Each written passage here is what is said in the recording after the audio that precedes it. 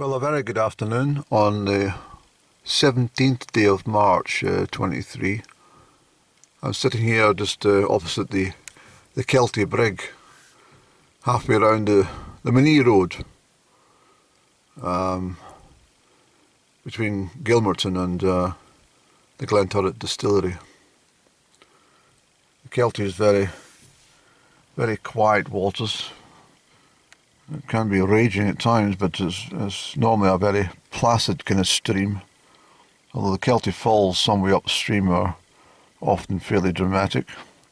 If you can find them, they're secretly located.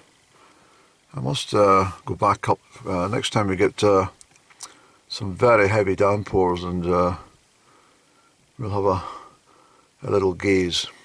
Quite dangerous up there, actually. So, the 17th day of March obviously means it's St. Patrick's Day.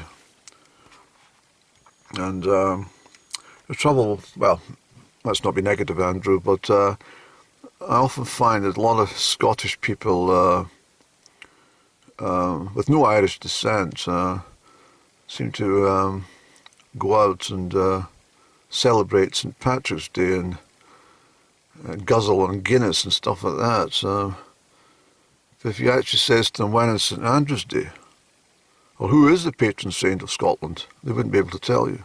Most of them couldn't. And if they did, if you said to them, and when do they celebrate St. Andrew's Day, and they wouldn't know. And they wouldn't know anything about St. Andrew anyway. But I'm very pleased that my mother had decided to call me Andrew.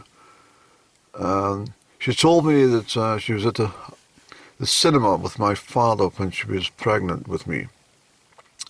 Car coming around the bend. Let's not film driver. So anyway, she says to me, she said, I was sitting at the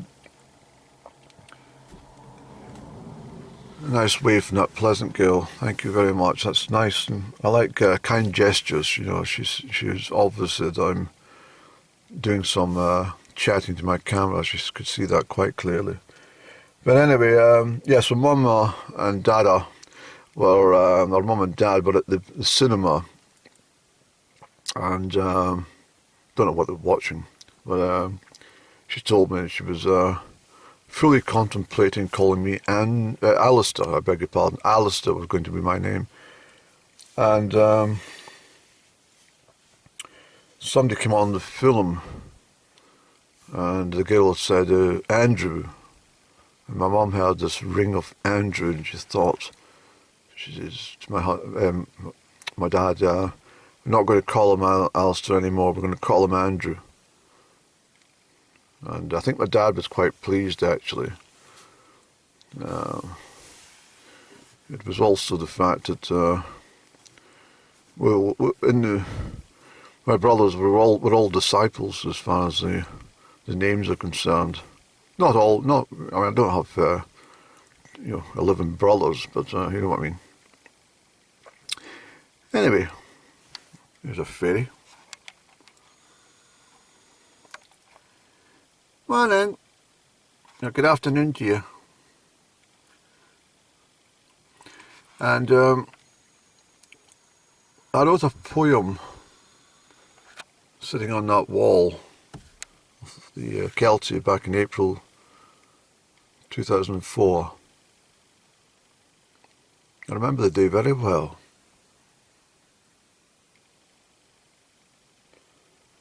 But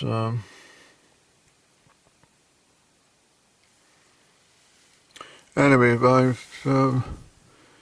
thinking of many things that are floating through my mind at the moment, and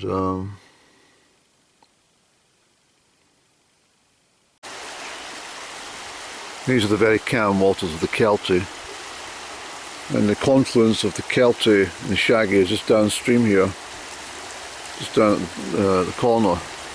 The Shaggy runs over the back of the hillock. Band coming round.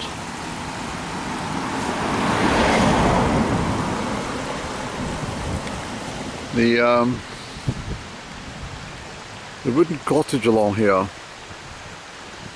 It's on the site of an old hostelry called the Blind Inn or the Blind Inn. There's a couple of variations to the name on the Blind Inn or the Blind Inn.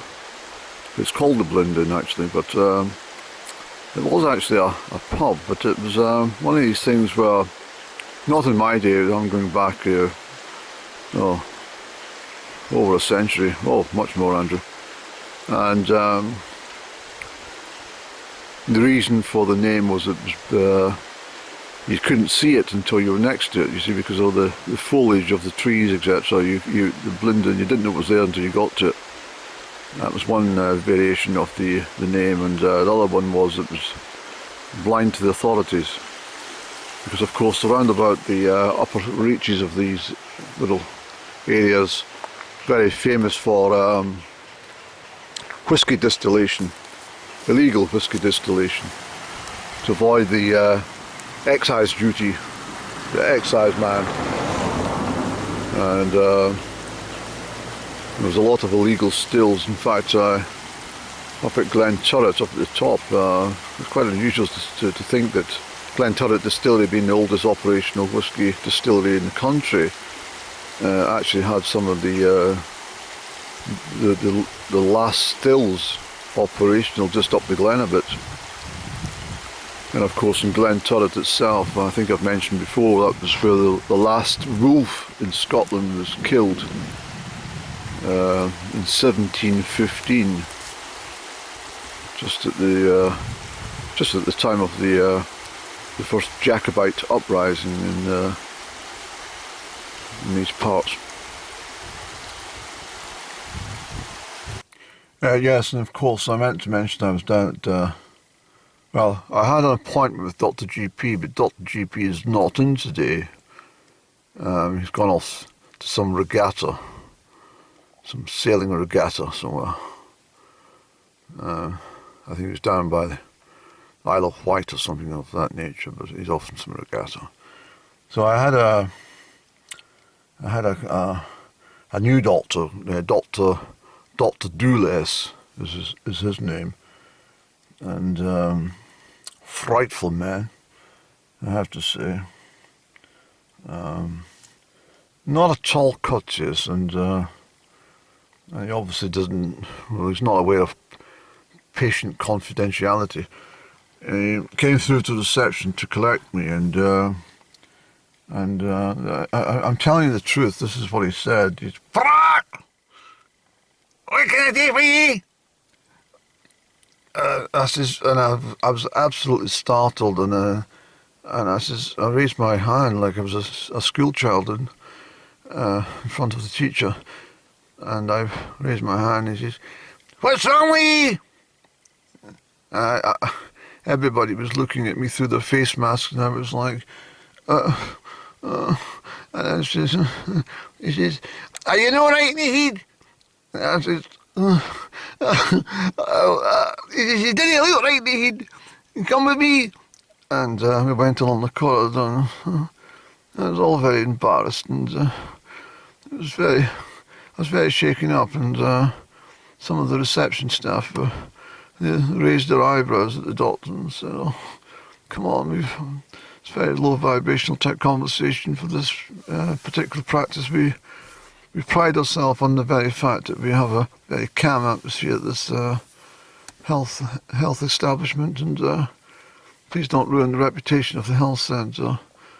And yes, it's one thing I've found about our local health centre. It's a very peaceful place to sit a while, apart from to play Radio 2. It's most depressing.